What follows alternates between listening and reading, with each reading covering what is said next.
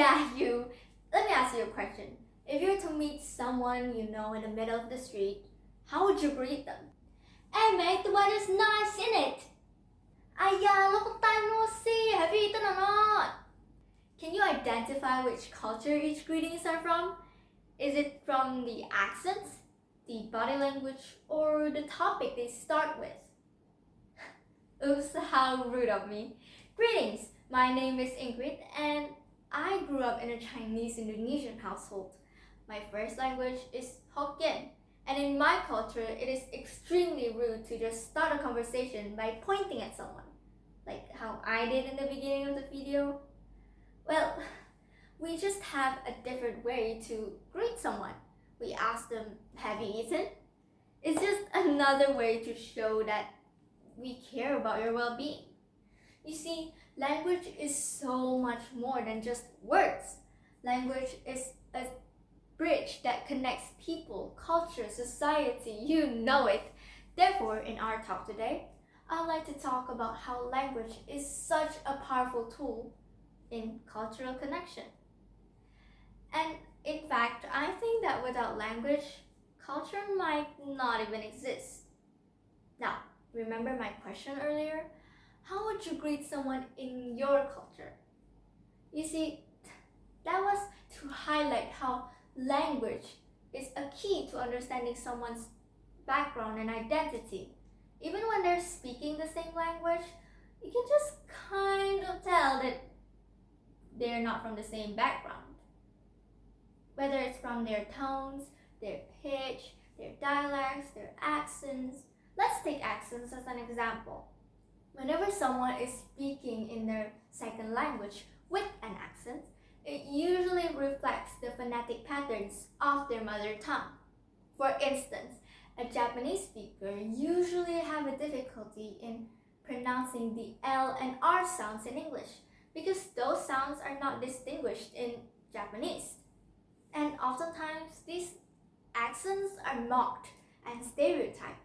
But personally for me, I love hearing all sorts of accents because it can be a way to someone's unique culture and background. And I think by learning someone's background, we get to learn more about their culture and how their language shapes the way they view the world. It's through these linguistic differences that we're able to understand someone's root and resonates more deeply and more meaningful in their culture. Well, have you had similar experiences before where you just instantly connect with someone based on the way they speak to you?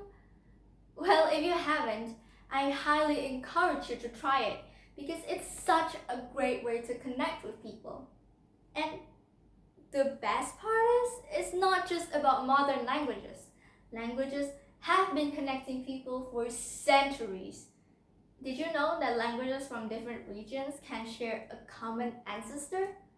For example, Greek, Latin, and Sanskrit all came from the same original language.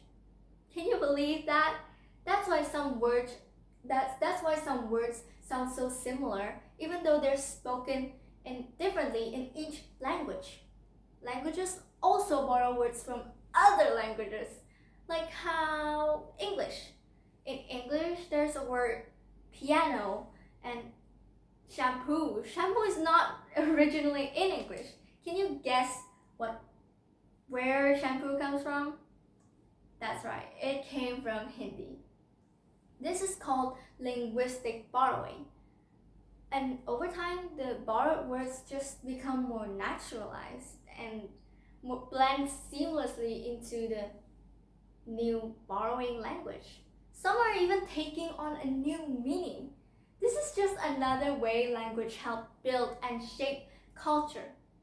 In the end, each language has their own authentic features, whether it's their pitch, their tones, their honorifics, their pronouns. Without language, there is no culture. A wild statement, I know, but it holds the truth. Without language, culture cannot be expressed, preserved, and passed down to generations and generations. Without language, music, literature, and humor is nearly impossible to express.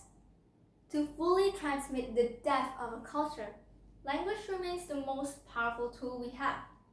So hey, do you think language plays a big role in connecting us too? Anyway, have you eaten yet? Because I've gotta go eat now. Thank you for your attention.